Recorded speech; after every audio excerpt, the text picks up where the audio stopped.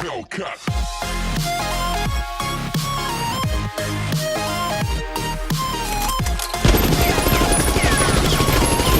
know, the cops are shooting at him and tasing him, and he just keeps getting up.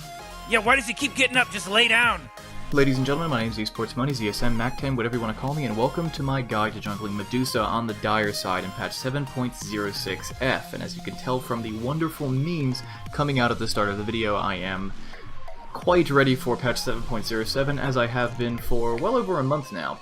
So anyway, this is pretty similar to my guide for jungling on the Radiant. However, I was surprised to find that Medusa is actually quite an effective jungler, even on the dire side. In fact, I play a little bit suboptimally, like you can see obvious places where you can tweak this and maybe shave off 30 seconds or a minute. And I still ended up getting an 8-minute Mask of Madness, along with a Blightstone, which obviously reduces armor on enemies. It's a good item to have.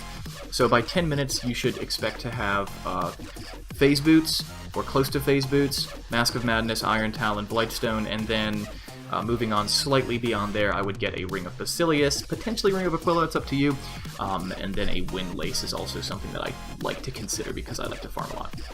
So if you haven't seen my Radiant guide on the hero, a lot of people will ask why I go for a Mask of Madness. So Mask of Madness is an item that makes you more vulnerable because you're silenced and because you have reduced armor while the active is active. So the reduced armor is not as big of a deal on Medusa because she has a flat damage reduction when she has her mana shield on. So she only takes 40% of normal damage, so the amount of damage increased by having your armor decreased by 6 when the Mask of Madness is active is only 40% as bad as it normally is because you only take 40% of the base damage you normally do anyway because of the way mana shield works. So excellent hero for that reason. It makes it so Mask of Madness goes from being a good farming item to an incredibly good farming item on the hero. I prefer to get Phase Boots after Mask of Madness because if Mask of Madness is active, you can still use Phase Boots, which will allow you to not only phase through units, but also gives you additional movement speed, so you can move around the map to accumulate more farm. And Medusa really is the kind of hero that you kind of want to have a few items before you start to fight a lot. Another nice thing about having Mask of Madness is Mask of Madness is a farming item, but it also gives you a little bit of offensive ability. So if you have Mask of Madness, your attack speed is high enough that if you position yourself in team fights, if you have a few levels so you have a few more points into your W, you can actually fight early on in the game after you get Linken's. It makes it so Linken's Sphere is not as limiting as it usually is. One of the problems with Medusa and one of the problems with Weaver is that when you get a Linken Sphere early in the game, it feels like you hit like wet tissue paper, but because you have the Blightstone, the Phase Boots, and the Mask of Madness, you have a lot of AoE damage combined with your natural abilities that makes it so even when you go for Linken's first, you're not as useless in a teamfight as you could be. Though your goal shouldn't be to teamfight unless you need to because you want to farm as much as possible. As far as skill build goes, I'm going to max out Split Shot as soon as possible.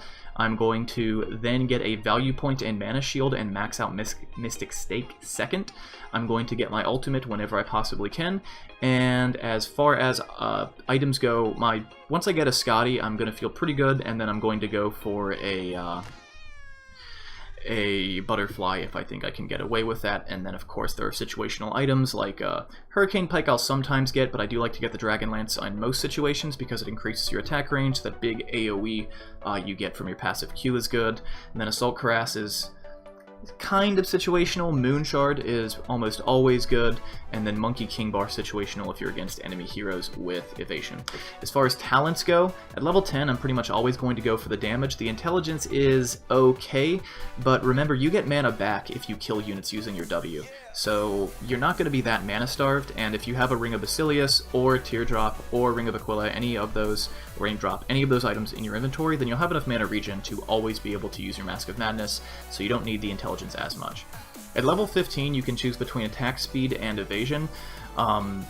Again, this one's kind of up to you, but attack speed's usually a little bit better because you're trying to kill camps as quickly as possible so that you can farm as quickly as possible and do as much damage in teamfights as possible. Evasion is a good ability on the hero, but since a Butterfly is one of your late game luxury items, if you go for evasion early on in the game, then you might encourage enemy heroes to get a Monkey King Bar, and if they get that Monkey King Bar early on in the game, then later in the game you're not going to want to get a Butterfly because you get very little out of it. You no longer get the defensive abilities out of it. So that's up to you. At level 20, 600 mana or +1 split shot. This one, again, is kind of up to you.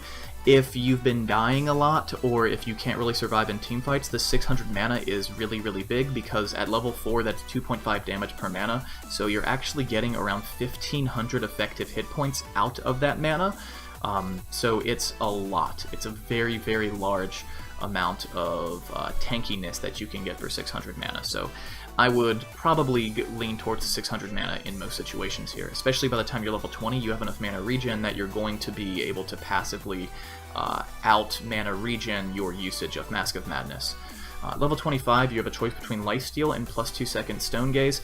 Again, this one's a little bit up to you. I don't have strong feelings either way on this, but the stone duration is normally 3 seconds. If you've been getting a lot of teamfights where you've landed successful Stone Gazes, like your opponents are just letting you land it, then go for the +2 second Stone Gaze. If your teamfight hasn't been as big, or you don't expect it to be as big during this game, then go for the Lifesteal. If you are winning via your ultimate, then make your ultimate better. If that's your win condition, make it a better win condition. If not, then go for the 25 second Lifesteal, because it's not going to let you set up your ultimate any easier to have the +2 second Stone Gaze. It just punishes them further if they mess up. So thank you guys so much for watching. If you like this video, leave a like, hit the subscribe button. Hopefully I will be making guides for new heroes and old heroes in the new patch soon. So yeah, I'll see you guys next time.